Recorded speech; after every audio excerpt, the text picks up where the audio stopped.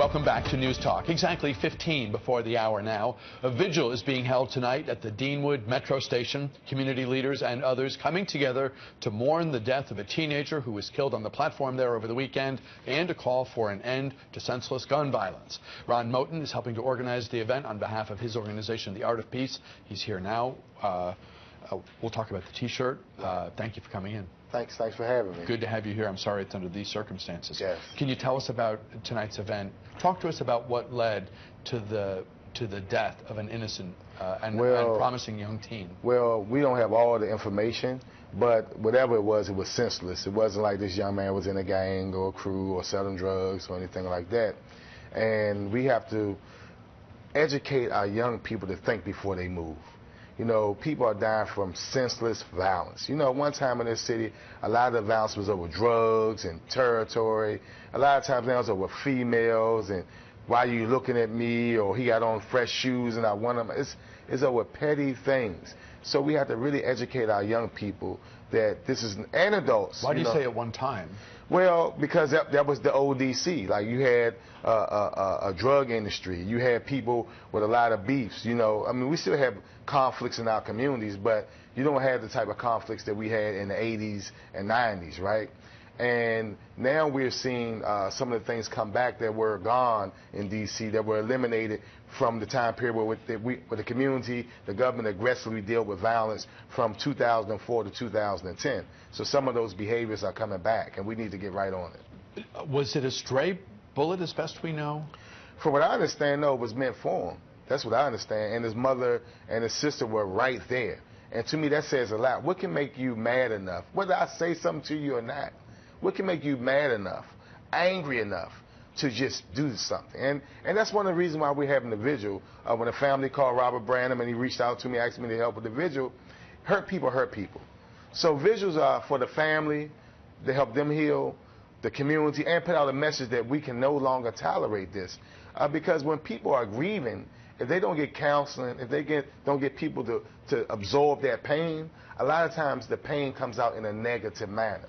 So we have to make sure that we, bring organizations in. Like, I know the WINT Center would be there, members from Contemporary Family Service would be there, all type of mental health specialists would be there as well to help people who are grieving. And we have to make sure we do this in the community, at funerals, and after all the cameras are gone.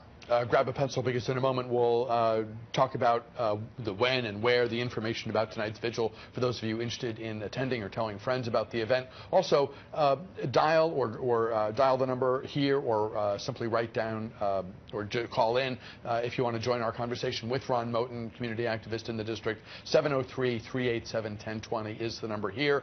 We've got lines open for those of you watching in the 11 a.m. hour.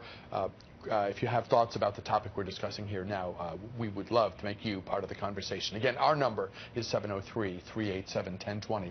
What sort of message do you hope comes out of tonight? What are you expecting people to talk about? Well, one, that the city continue working on a comprehensive plan and strategy to deal with this violence in our community, to make sure, right now we're at the same pace where we were last year. But I do see aggressive measures. I see the mayor moving. I see the council moving. I think people just need to come together with the community and come up with a comprehensive plan to deal with this, a comprehensive plan to deal with people who have issues before they do something senseless like this. And I think the prevention is so important. We don't want to have a lot of visuals and responding to things. We want to do things, from a preventive standpoint. And also, I think it's very important for the community to sound the message that this is not to be tolerated. It's not to be tolerated. There should be accountability for people when they do things like this. But what we want to do is prevent it from happening. What we want to do when we have young people and adults who come home from prison and things like that, crying out for help, that we're there for them. Like, I'll give you a prime example. One of the programs that I had the pleasure of visiting and helping was one of the Career Connections program, that great program that Contemporary Family Services had. And they had a young man whose sister died in his arms 3 months ago, shot in Washington, D.C. He came outside after he heard the gunshots, and his sister died in his arms. And this young man had already been through a lot. But can you imagine saying, okay, young man, I have a job for you. I want you to go to work. He's broken in pieces. So that's not the only person like this. Like, when somebody, I'll give you a prime example. Every prom season, unfortunately, we have an incident where a young person makes a bad decision, drives, drinking, drunk, crashes, right? What happens? They wrap their arms around that whole community and that whole school, right? And make sure that the young people who are grieving are consoled, right? In our community, a lot of times we just think that people are supposed to walk around normal. And some of these young people lose 4, 5, 6 friends in a year, and then we expect them just to walk around and act like nothing never happened. That's not normal, and we have to address that. How do we come to understand how so many illegal weapons end up in the wrong hands? Well, I think that's a twofold question. One, we definitely have to keep addressing the issue of people who are smuggling guns into our community. We have to address the issue that people who sell guns illegally and don't do the things that are set in place to do that. But I also believe that, I know young people who use the 5 pistols that won't go nowhere near a pistol. I think you have to change the mentality of the people, and you have to give them opportunities, because if I have something to lose, that gun is not going to make a difference. Yeah, we should keep on trying to eradicate all those things that are pushing these legal guns in our community, but I know for a fact when you deal with young people who are part of the problem, if you give them something to live for, like the fashion show that I was telling you about, where these young people are putting together this big production at the hotel, the Hyatt Regency, Capitol Hill, right? They now have something to shine, to get attention from in a positive way. A lot of the things we see in the community, young people do violent acts, put it on social media. Guess what? They crying for attention. So we have to make sure our young people have outlets. We have to make sure when people come home from prison, they can get jobs, and it's not just rhetoric. So there's a lot of things that we can do to prevent a lot of this stuff as well. Looking at the shirts, like the one you're wearing, that have been made in honor of the victim, Davonte Washington, from the shooting here, born in 2001. Yes. 2001. Yes. So young. Yes. Yeah. Nice looking young man. A lot of people love this young man. And it's just sad when parents have to bury their children before, they are buried. And can you imagine what a mother's going through? You sitting right there, and a sister, and you see your brother and your son killed right before your eyes. Could you just imagine that?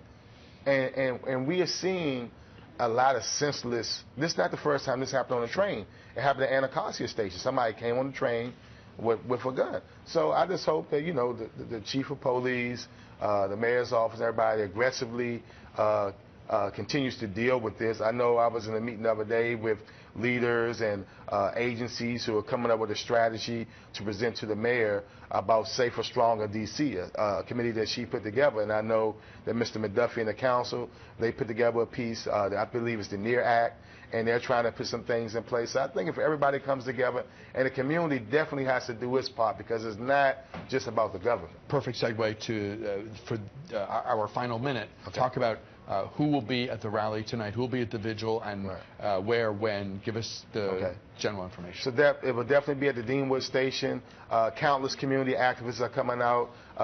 Reverend Maxwell, for instance, is coming out from the church on Ward 7. Yes, we'll start assembling at 6:30. It'll start at 7. And we reached out to all the elected officials as well. So I'm sure they will come out and embrace the community, because it's not just about a visual. It's about sending a message that we all have to come together. We all have to work together, put all this petty bickering aside, and make sure we have safe communities for our adults and children to live in a prosperous Washington, D.C. 7 o'clock at the Deanwood Metro Station, yes, sir. Site of the unfortunate tragedy. Thanks very much, Ron. Thanks. Always good to see you. Ron Moten here on News Talk.